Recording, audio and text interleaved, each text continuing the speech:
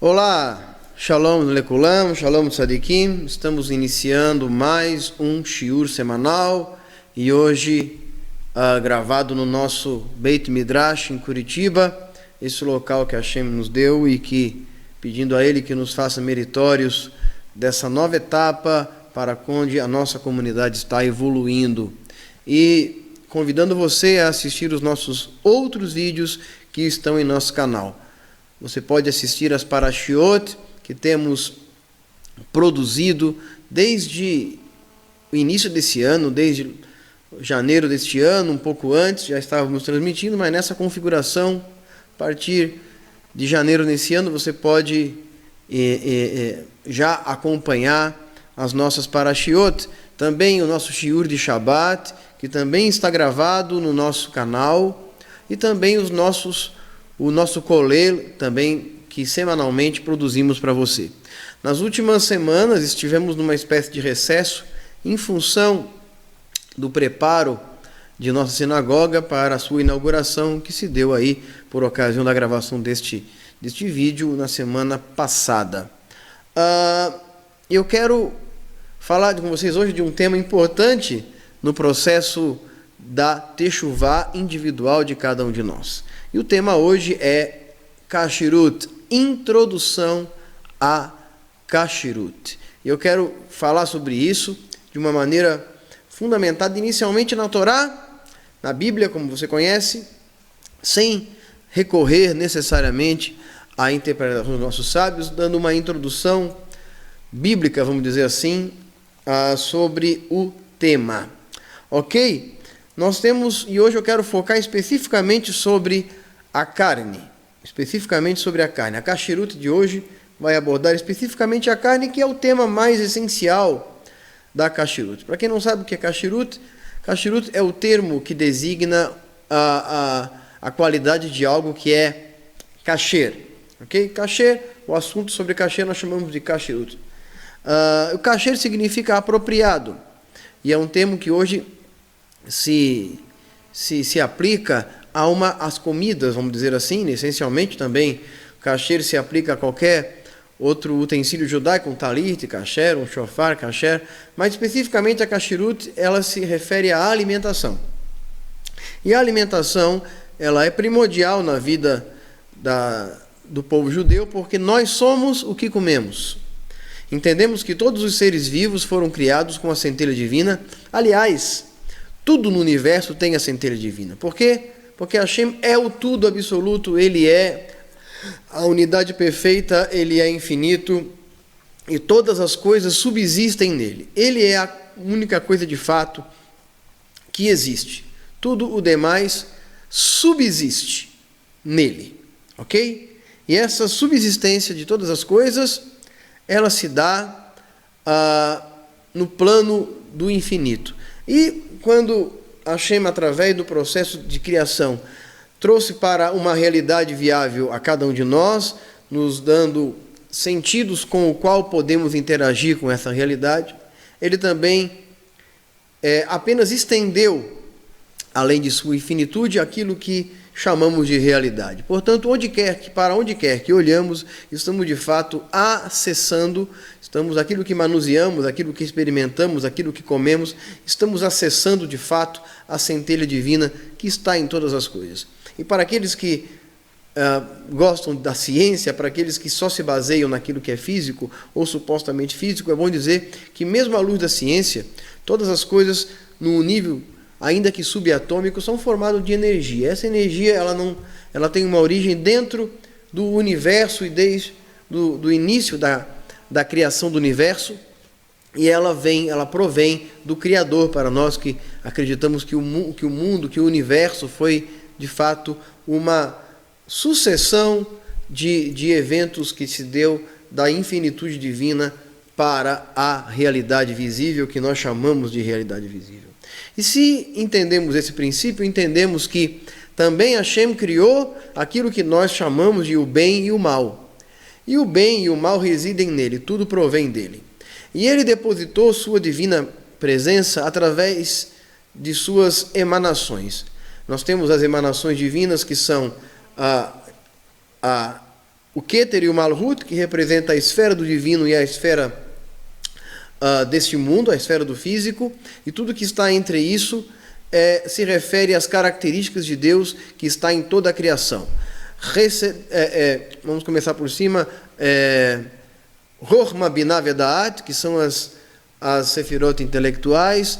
Chesed e Gevurah, bondade e severidade. Netzach, Verod, atitude e ponderação. E nós temos no meio a Tiferet e Isod. E o Tiferet, que é a beleza, e a beleza que é obtida pelos 5 sentidos, e que eu gosto de traduzir por prazer, ela está relacionada a tudo que nós experimentamos com os nossos 5 sentidos. E isso está diretamente ligado com a Kashrut, porque ela fica localizada no nosso ventre. Portanto, cada vez que comemos algo, cada vez que tocamos algo, manuseamos algo, estamos tocando um recipiente que contém essas sefirot. Portanto, essas sefirot que está em todo o recipiente da criação, seja no animal, seja na planta, seja em tudo que nos rodeia, ou seja em nós mesmos, estamos de fato acessando aquela presença divina que está em todas as coisas. E ele colocou sua divina presença para cumprir um objetivo. Então, tratando inicialmente dos animais, nós sabemos que os animais, eles têm uma certa frequência dessa energia divina que está nele, e essa frequência interfere na nossa própria frequência.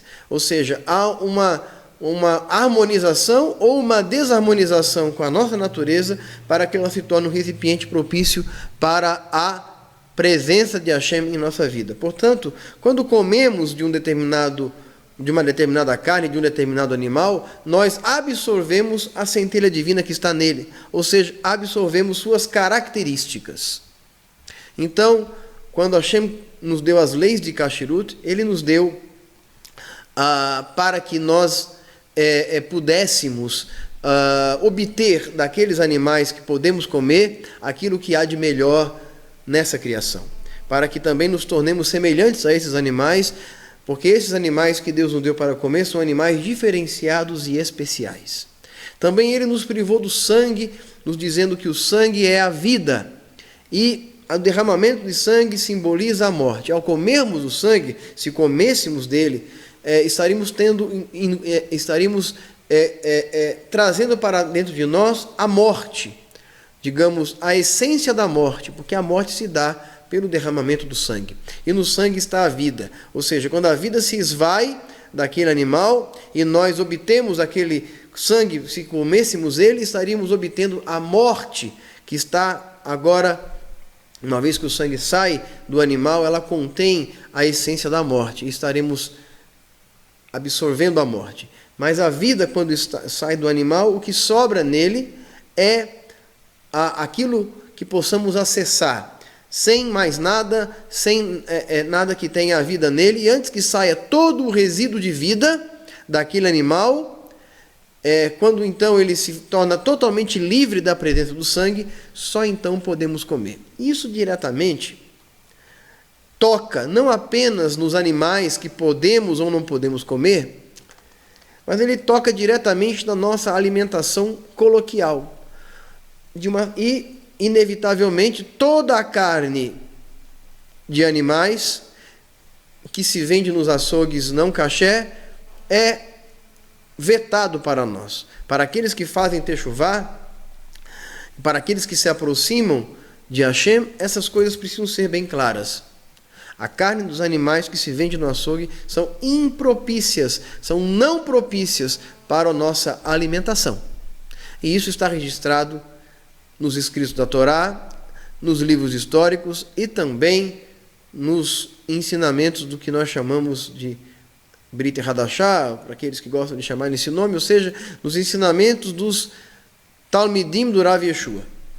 Inclusive, isso era ensinado para aqueles que vinham de outras nações e que estavam se aproximando dele. Inclusive, o sangue aparece como uma proibição, como também aparece aquilo que o livro dos Atos vai chamar de carne sufocada, animais sufocados. Animal sufocado não é apenas aqueles que morrem enforcados, como algumas pessoas podem pensar. Não, animal sufocado é todo aquele que não é abatido de acordo com o que prescreve a Torá e a tradição. E quando eu falo a Torá e a tradição, é porque sem a tradição é impossível entender a Torá em sua essência mais primordial. Estaremos sempre meramente compreendendo ela de forma parcial. Ok? Vamos lá, então eu quero ler com vocês alguns textos, e eu quero começar lá por Noah, o primeiro tzadik em sua geração, e aquele que sobreviveu ao dilúvio e que foi chamado para formar todas as nações que vieram depois dele. E Hashem lhe deu, assim que ele saiu da Teva, assim que ele saiu da arca, Deus lhe deu leis. E essas leis essenciais fazem parte, inclusive, daqueles que vivem numa fase da sua techuvá, que nós chamamos das leis Noahid, as leis dos filhos de Noah, a lei dos Ben Noah. E para nós, da comunidade Bnei Mashiach, a condição de um Ben Noah é uma condição temporária e não permanente. Alguém que deseja de fato se aproximar de Deus entenderá esse momento como parte de seu processo de aproximação, alcançando a conversão de fato ao Deus de Israel e completando o seu processo de techuvá, a Torá e ao Deus verdadeiro, não apenas cumprindo essas leis, mas essas leis são essenciais no processo da techuvá e elas são iniciais. Ok? Bereshit, Gênesis capítulo 9, para não dizer assim,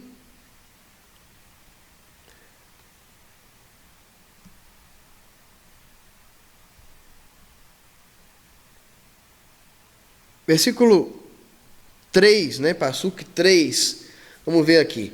Tudo o quanto se move e vive vos será de mantimento, bem como a erva verde e tudo que vos tenho dado.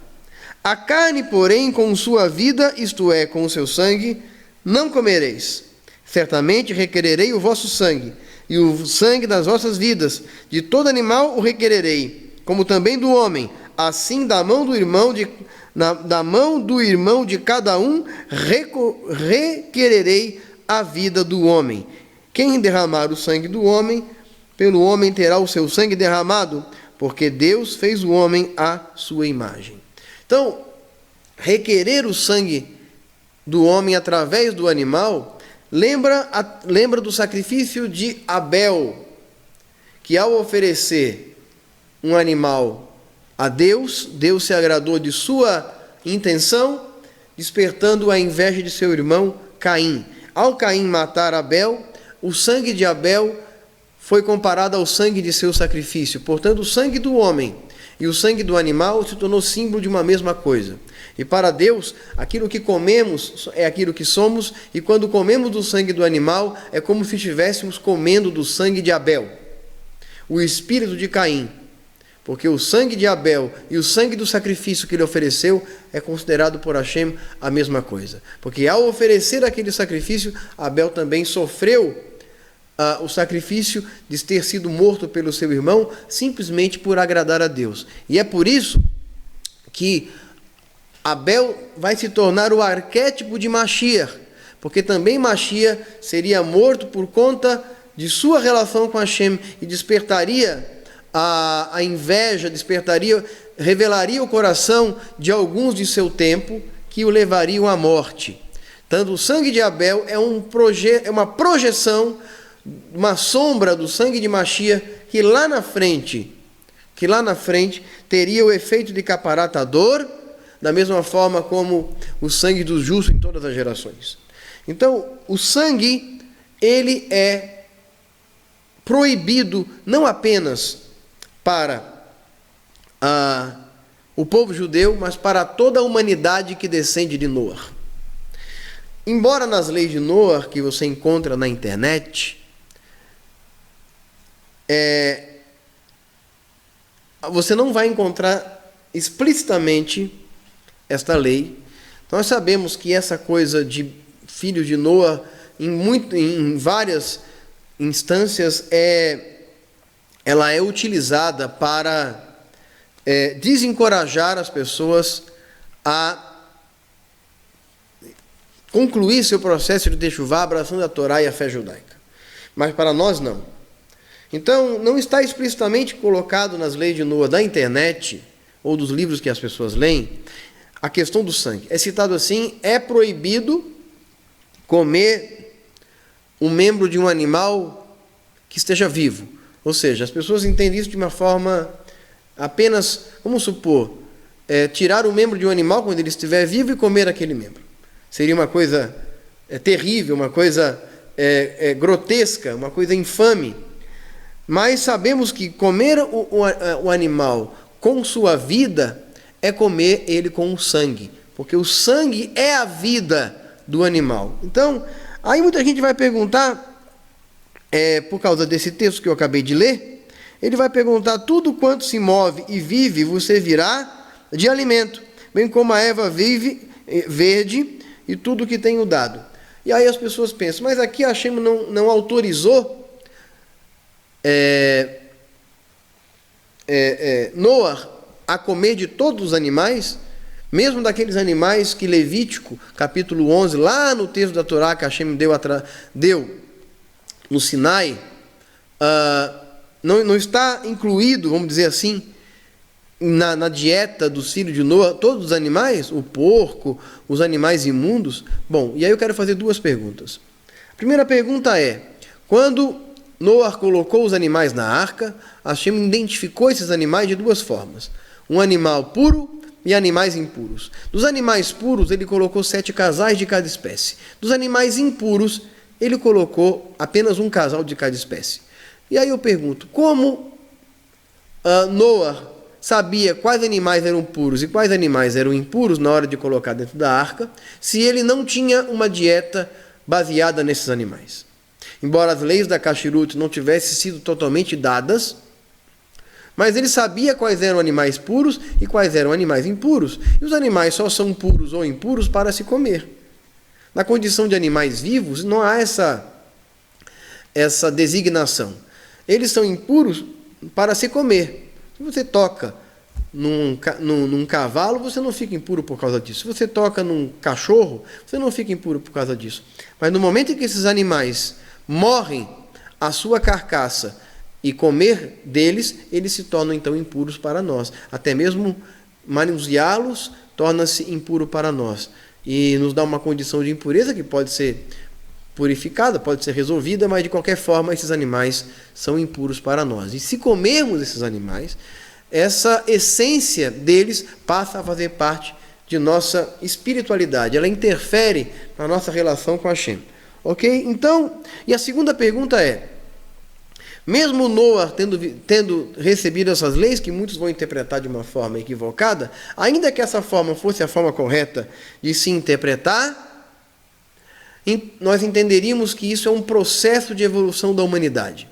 Da mesma forma que Deus deu a Noé essas leis, Deus deu a Moshe Rabbeinu lá no Sinai outras leis.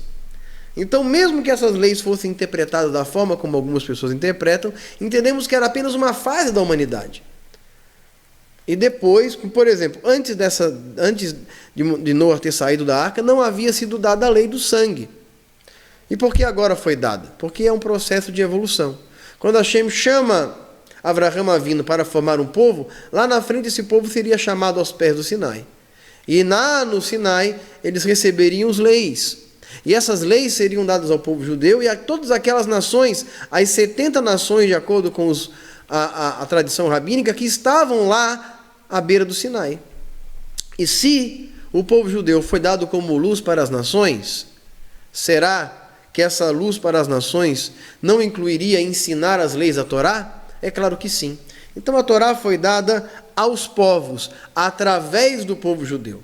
O povo judeu foi chamado de nação sacerdotal, para que ele fosse uma luz às nações, para que ele ensinasse a Torá às nações. E inclusive a Galut tem parte nesse processo de redenção das nações, porque através dessa redenção, Hashem pode possibilitar que os sinceros e os justos entre as nações possam obter também o Olam Rabá e possam ter parte naquilo que nós chamamos de seio de Abraão, na mesa de Abraão, naqueles que se sentarão no Malhut HaShamayim, quando Mashiach aparecer, eles nos levar, completar em nós o plano da redenção e assim termos parte nele. E ter parte em Mashiach é ter parte numa condição de pureza absoluta. Então, não é possível que sejamos discípulos de Mashiach, que nos digamos discípulos de Mashiach, comendo aquilo que ele não comia.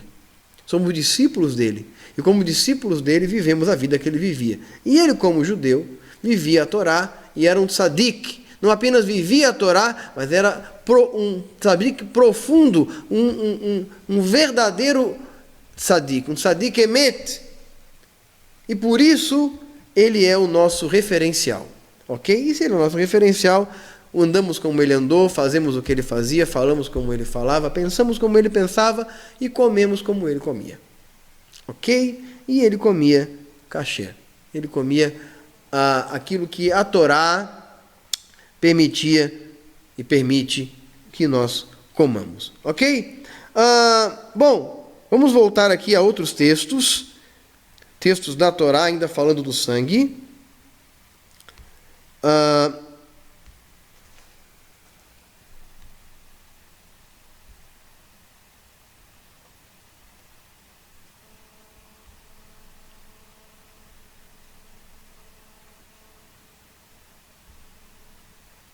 Vou pegar aqui em Levítico.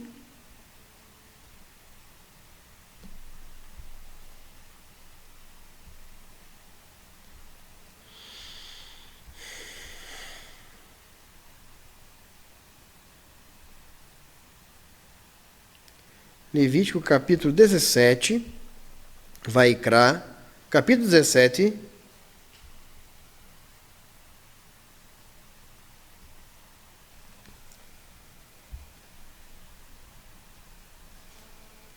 a partir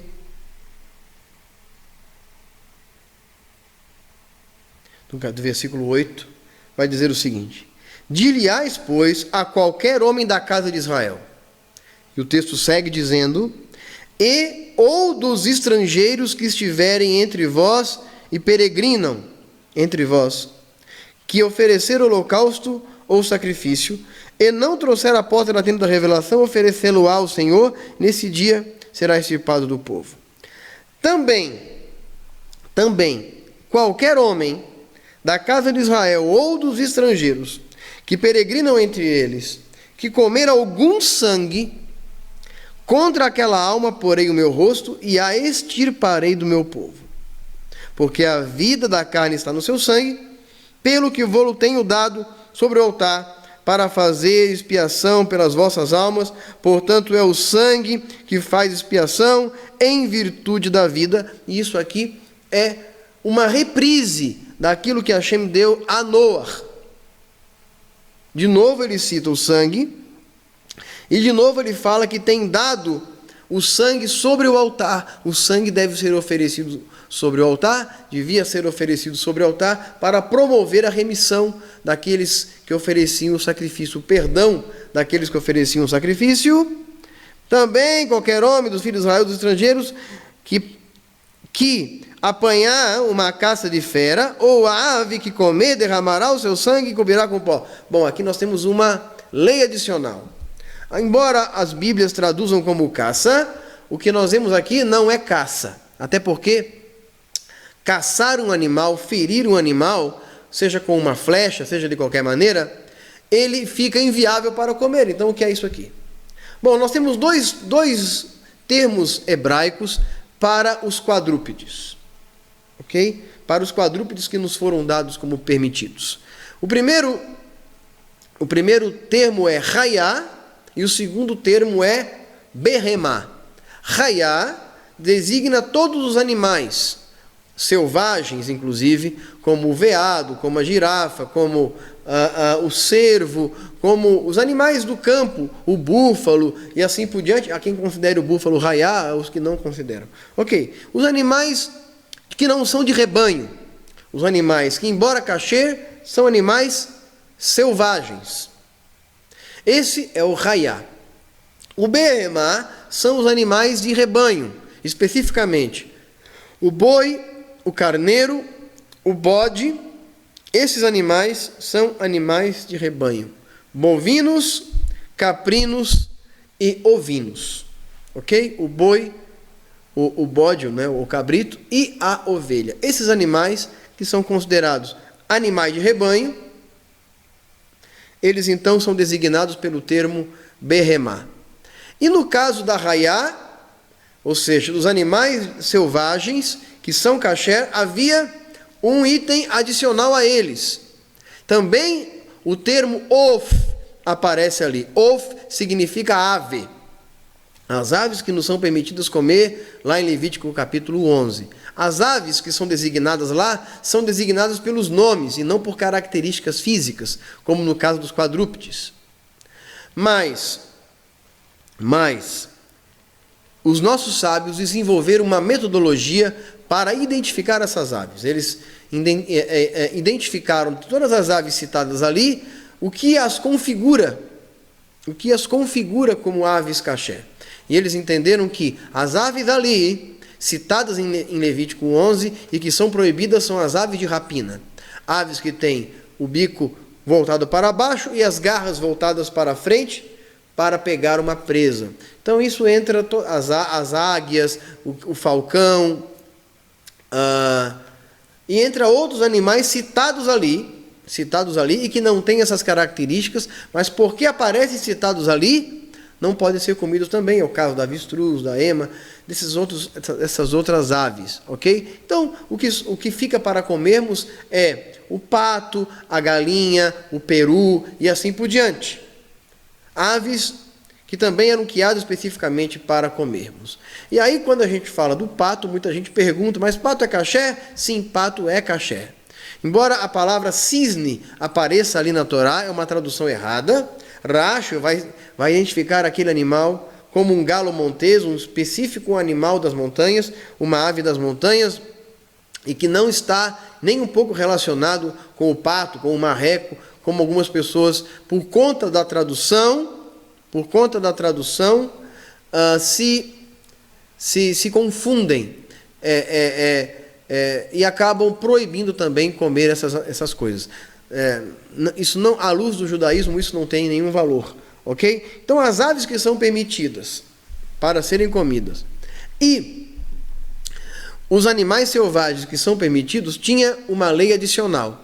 E a lei era que após esses animais terem derramado sangue, após termos derramado o sangue desse animal e esvaído todo o sangue deles, esse sangue deveria ser coberto com terra. É o que nós chamamos de Kisui Dam Beyafar. Cobrir o sangue com o pó da terra. E aí fazemos uma brahá especificamente para isso, porque temos por costume, ensinados pelos nossos sábios, que todas as vezes que cumprimos uma mitzvah, devemos fazer sempre precedida de uma brahá para dar um significado adicional àquela mitzvah. Então há uma brahá específica para cobrir o sangue com o pó da terra, e que só se aplica para as aves e os animais chamados raiá, os animais selvagens, é o caso do veado e entre os outros animais. E aí nós temos a galinha, o frango, o peru e outros animais que também entram nessa categoria.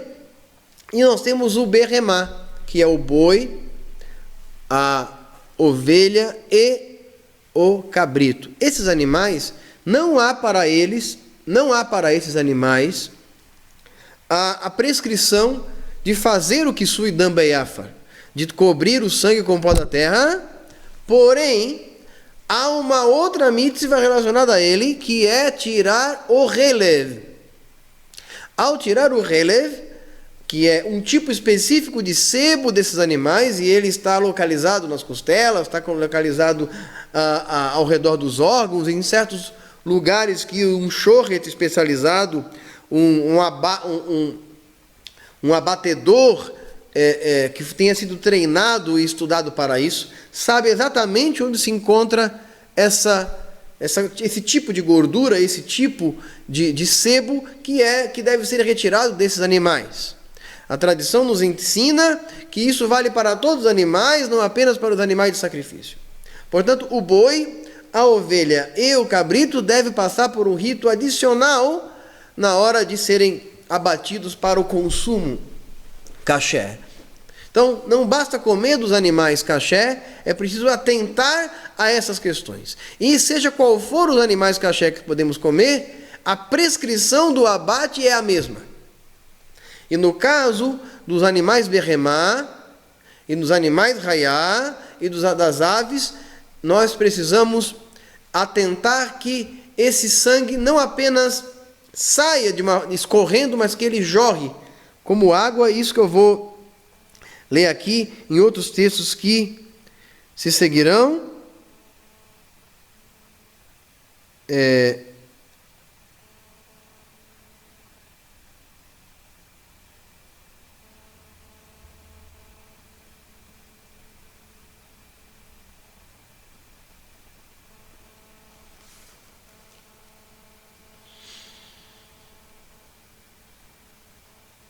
E aí ele vai adicionar aqui, eu vou ler antes de falar do sangue que jorra como água, eu vou ler aqui o versículo 11, que fala: e todo homem natural, quer estrangeiro, o que comer, o que morre por si, ou o dilacerado,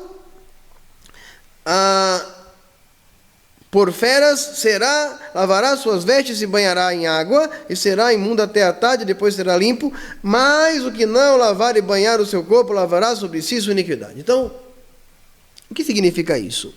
Aqui de novo aparecem dois termos em hebraico.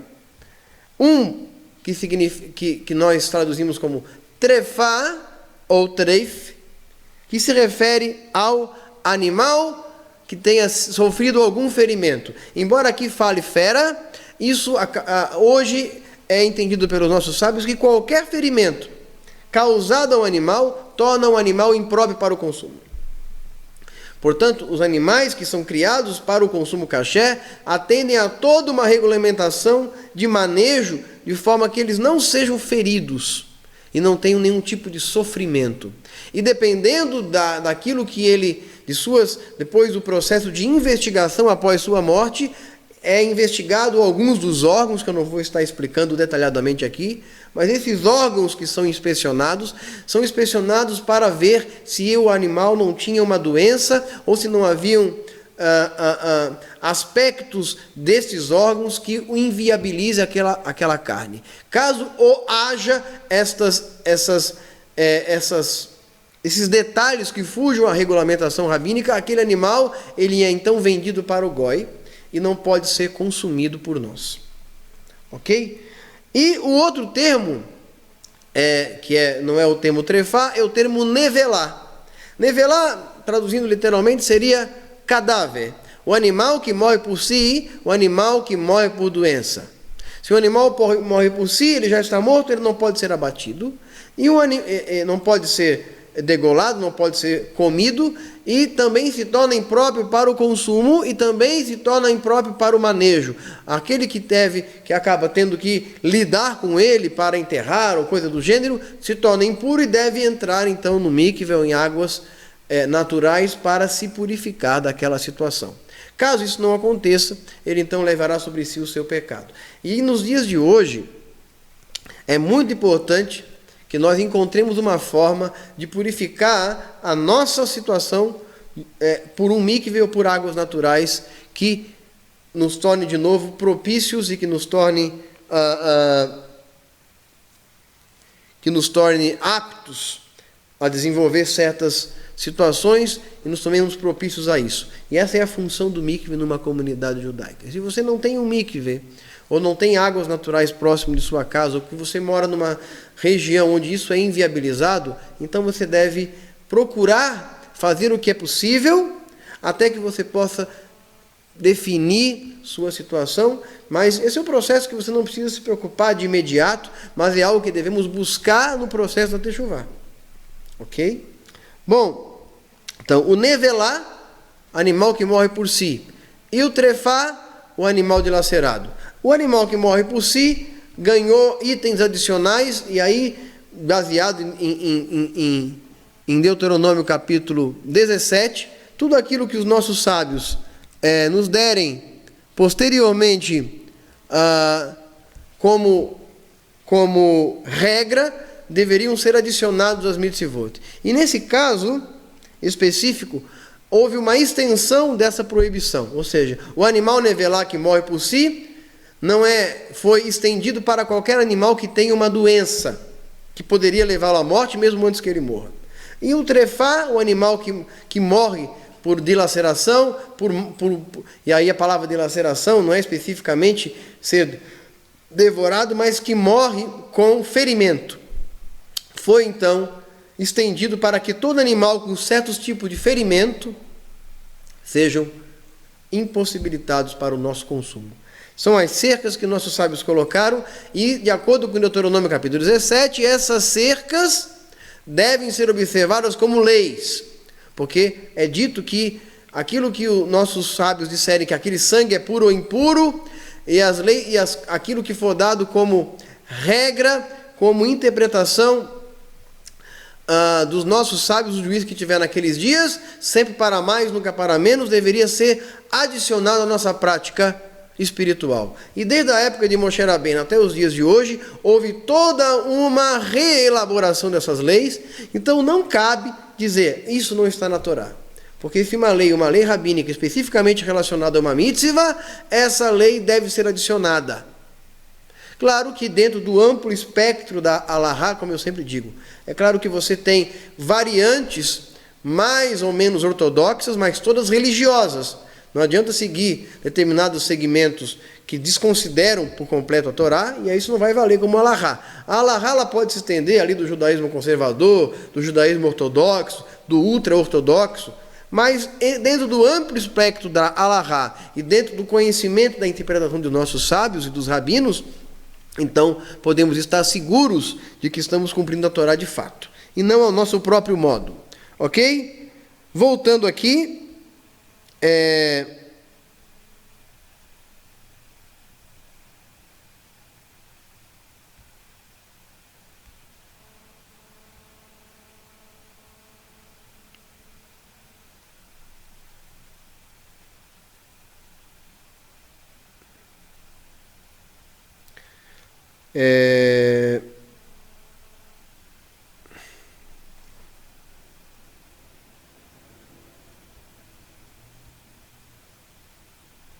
aqui, Deuteronômio capítulo 12, vai dizer assim: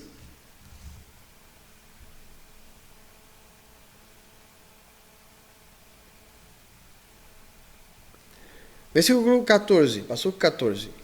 Mas no lugar que o Eterno escolher numa de vossas tribos, ali oferecereis os vossos holocaustos, e ali darás tudo o que eu te ordeno. Todavia, conforme o teu coração e desejo, poderás degolar e comer a carne dentro de tuas portas, segundo a bênção que Hashem, teu Deus, que ele te houver dado, tanto o imundo como o limpo comerão dela, como da gazela e do veado, tão somente não comerás do sangue, sobre a terra derramarás como água. Bom, e aí eu vou explicar o que está acontecendo aqui.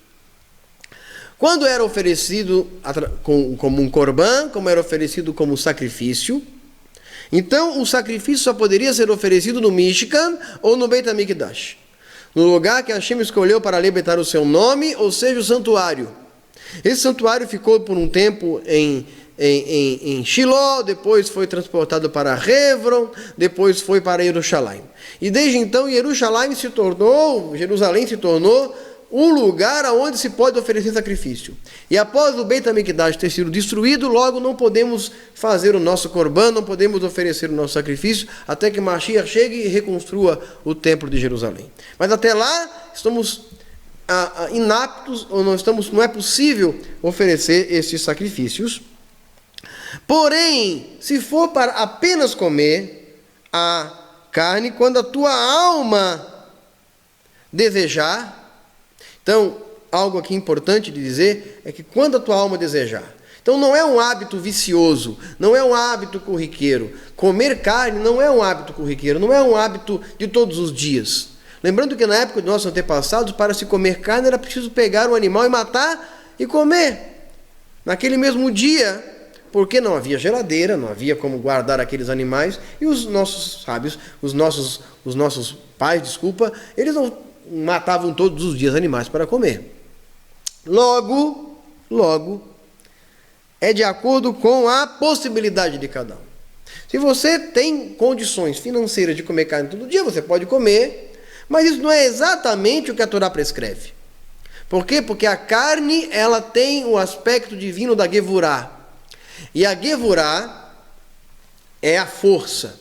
E aquele que absorve muita Gevurá tende a se tornar uma pessoa mais agressiva.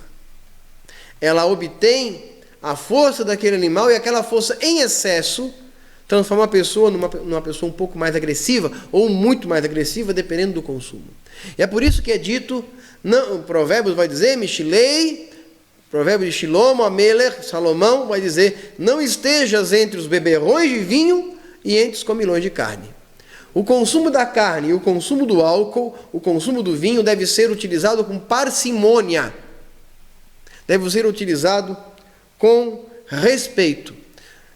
Da mesma forma que não devemos comer carne em excesso, também não devemos beber em excesso. Também devemos cuidar para que o prazer da bebida, mesmo permitido pela Torá, não se torne em ocasião para a licenciosidade. O que é dito ainda em Provérbios, que o vinho contém a contenda, a licenciosidade, e aquele que bebe mais vinho começa a olhar para a mulher do seu próximo, e assim por diante. Logo, se nós entendemos esse conceito, estaremos, de fato, vivendo uma vida kasher. Aqueles que comem muita carne ou bebem muito vinho, eles desarmonizam sua relação com Hashem e sua presença divina. Portanto, quando a sua alma desejar, e aí fala de degolar e fala de derramar o sangue como água. Degolar significa que ele não é decapitar, não confunda isso, ok? Nem decepar, é degolar. E nessa degola, os nossos sábios estabeleceram que deve ser cortado o bechet e o cané, que é o esôfago e a traqueia, e também o nervo vago, que é o nervo que transfere a dor para o cérebro, e também as artérias, a jugular e a carótida, para que se jorre o sangue. Quando fala jorrar como água, então nós devemos entender que há 3 tipos de hemorragia. A hemorragia é vascular, a hemorragia venosa e a hemorragia arterial. A hemorragia vascular, aquela que os vasos, ela apenas mina na carne. Aquela que é venosa, que são os dutos um pouco mais espessos, ela escorre. Quando você corta uma veiazinha, um vaso, quando você corta o dedo, aquilo escorre o sangue. Mas quando você corta uma artéria, então aquilo jorra, de forma que uma hemostasia por pressão dificilmente vai conseguir conter. Então, em alguns casos, é preciso empreender de uma forma mais, como um cauteris ou um ponto e assim por diante, para que aquele sangue não continue jorrando. No caso de um animal, as artérias que passam no seu pescoço devem ser cortadas para que o sangue jorre como água. Jorre, não escorra. Então, o esôfago, a traqueia, essas veias devem ser cortadas tanto quanto o nervo vago. E aí não adianta tentar imitar. Não adianta tentar imitar. Apenas um shorrit ou alguém que tenha estudado para isso pode fazer. Por quê? Porque as leis que foram dadas pelos nossos sábios em torno disso são extremamente complexas. Desde o tipo de faca utilizada, depois a inspeção que se faz no animal antes de fazer o seu abate, e depois também. Porque aí você vai ter que fazer a inspeção dos órgãos, você vai ter que tirar o relevo, e isso não é uma coisa simples. Se você não fizer todo o processo, então você não vai estar comendo uma carne caché. Você estará fazendo um trabalho inútil. Então, a carne caché é aquela que é abatida por quem conhece. Ok? Carne caché é aquela que é abatida por quem conhece. Então não há um semi-caché, não há uma carne que você mesmo sabe. Então, é possível ensinar a matar certos animais? É possível. Um frango não é tão difícil de matar. É preciso ensinar como se faz corretamente. Mas não é difícil de abater, não é difícil de matar. Ok? Mas um animal quadrúpede já é necessário que haja um shorhet envolvido. É preciso que haja todo um preparo. Uma comunidade pode desenvolver um shorhet? Pode. Pode ser ensinada? Pode. Mas ela não pode inventar uma forma de fazer. Isso não. Ok? Então nós desencorajamos qualquer tentativa de abate caseiro. Isso não vai representar uma alimentação verdadeiramente caché. Isso será treife. Ok? Bom, vamos continuar aqui.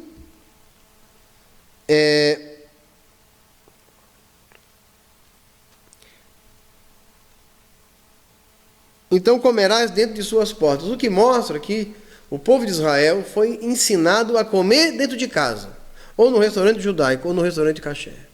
Comerás dentro de tuas portas. Ok? Para que o contato do goi, daquele que não observa a Torá, com a nossa comida, seja o mínimo possível. Seja o mínimo possível. E que ele seja sempre inspecionado por nós. Existe um profissional dentro da comunidade judaica chamado mashgia. O mashgia não é um shorhet, não é alguém que abate, mas o mashgia é alguém que investiga, é alguém que acompanha, é alguém que olha, que está presente. Mesmo que um goi faça a nossa comida, o mashgia ele vai lá, acende o fogo, ele acompanha o feitio da comida, a elaboração dela para que ela seja totalmente caché. Então, por isso é dito comer dentro de suas portas, para evitar qualquer tipo de contaminação. Certos alimentos você até pode comer, desde que você saiba exatamente como aquele processo se deu. Ok? Mas o grande problema é a carne. A carne, especificamente, é um problema. Portanto, comer carne fora de casa, comer carne em um restaurante, seja ele qual for, que não seja caché, é treife. Vai contaminar sua alma, vai contaminar sua relação com Hashem e não faz parte da techuvá verdadeira. Porque nós acreditamos numa experiência judaica genuína, autêntica. Autêntica. Uma vida judaica autêntica. E eu não estou interessado no que você fazia, no que você fez, no que você cometeu. Eu estou interessado no seu agora, no seu já. Porque Hashem é o Deus do agora na nossa vida. E se você deseja iniciar um processo de aproximação de sua techuvá, de seu retorno, então essas coisas deverão ser observadas. Ok? Vamos voltar aqui.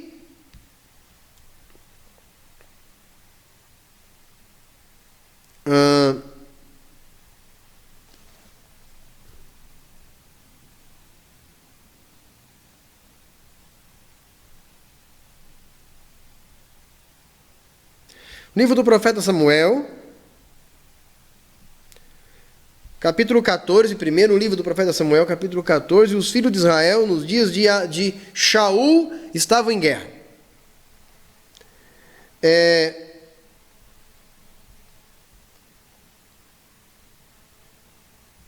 E aí diz o versículo 31. Feriram, contudo, naquele dia aos filisteus, desde Micras até Aijalon. E o povo desfaleceu em extremo. Então o povo se lançou ao despojo e tomou ovelhas, bois, bezerros, degolando-os no chão e comeu com sangue. Veja, eles não fizeram a retirada do sangue. Não fizeram. Ou seja, era carne trefe, era carne impura. E hoje as legislações envolvendo o sangue incluem não apenas a sheritá, que é o abate ritual e a retirada do sangue, mas também um processo chamado melihá. A melihá é a salga da carne. A salga. Esse processo que qualquer dona de casa pode fazer consiste em colocar a carne de molho na água por alguns instantes, depois colocar sal sobre ela, deixar 45 minutos em média escorrendo para que o sal retire o resquício de sangue que há na carne, depois lavar e repetir esse processo 3 vezes. Mas uma carne que vem caché, de um açougue caché, já vem com esse processo feito. Ok? É um processo chamado melihá. E não é preciso fazer, porque a melihá ela só tem validade até o 3º dia do abate do animal. Então aquela carne que a gente compra de um abatedouro caché, ela já tem muito mais do que 3 dias. Então ela já vem com sua melihá feita. Mas se você quiser fazer em casa, você pode fazer sem problema nenhum, até para deixá-la mais saborosa, enfim, mas não é totalmente necessário. Mas isso acentua um melhor sabor, com certeza. Ok? E aí anunciaram ao rei Shaul, dizendo: eis que o povo está pecando contra o Eterno, comendo a carne com o sangue. Respondeu Shaul: procedeste deslealmente e trazei aqui já uma grande pedra. E disse mais Shaul: dispensai-vos entre o povo e dizei-lhes: trazei-me aqui cada um seu boi e cada um a sua ovelha e degolai-o aqui e comei, e não pecareis contra o Eterno, porquanto comendo com sangue. Então todo o povo trouxe à noite cada um o seu boi e degolaram ali, fizeram sheritá. Então edificou Shaul um altar ao Senhor, e esse foi o primeiro altar que ele edificou ao Senhor para, claro, imolar sacrifícios ao Eterno e pedir perdão a Hashem por aquele grande pecado que os seus soldados haviam cometido. E isso trouxe muitos problemas para eles. Ok? Então é um pecado grave comer o sangue ou comer qualquer sangue, qualquer resíduo de sangue. E à medida em que a sociedade evolui, a metodologia de tirar cada vez mais qualquer resíduo de sangue da carne vai evoluindo e devemos acompanhar esse processo, sempre orientado pelos nossos sábios. Ok? E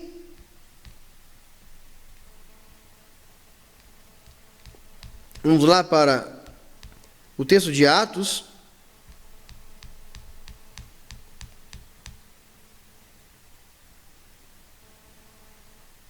Atos capítulo 15.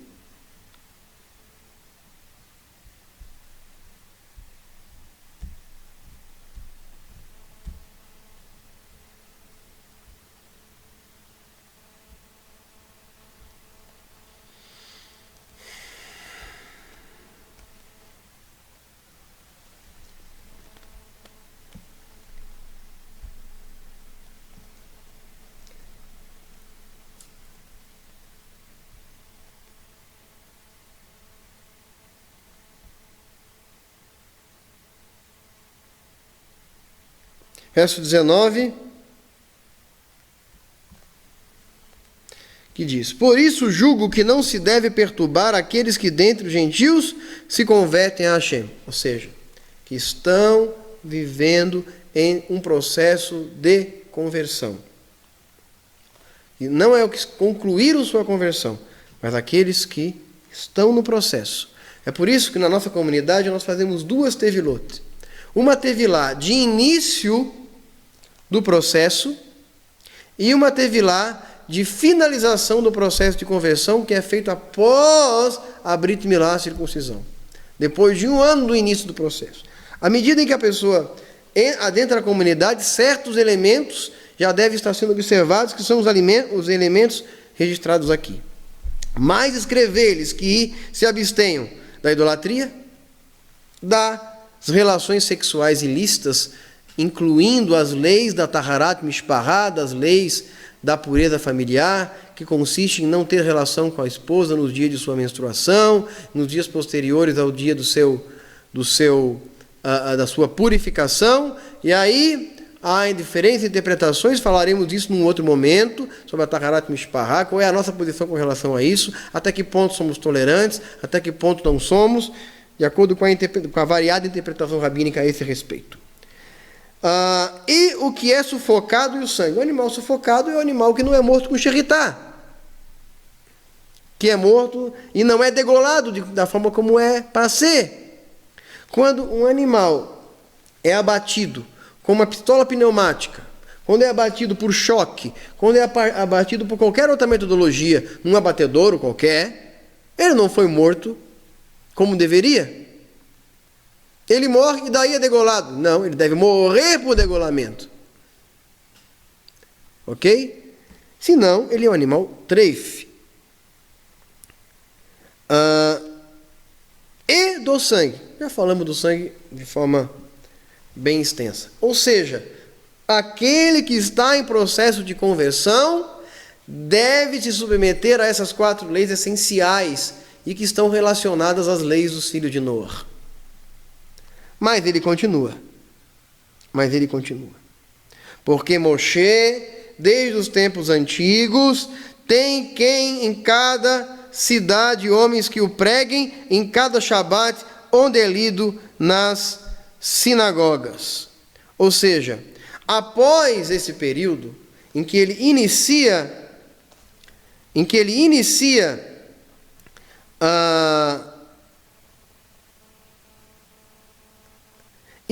o seu processo de conversão, então ele precisa se abster dessas coisas aqui relacionadas. Se não houver essa abstinência, seu processo de techuvá torna-se inválido. Ok? Processo de techuvá torna-se inválido. E aí tem que ser reiniciado. Portanto, essas são as leis essenciais da Kashrut. Não nos aprofundamos nela totalmente. São apenas as leis extremamente essenciais e que você deve observar caso você inicie um processo de conversão. Que o Eterno nos ajude a cada vez mais a aprimorar nossa techuvá. Que o Eterno ilumine o seu caminho. Continue assistindo nossos vídeos. Acesse o nosso canal. Acompanhe os outros vídeos que temos de acordo com os mais variados temas. Continue conosco e nós nos encontraremos num próximo vídeo. Shalom Lekulam, Shalom Sadikim.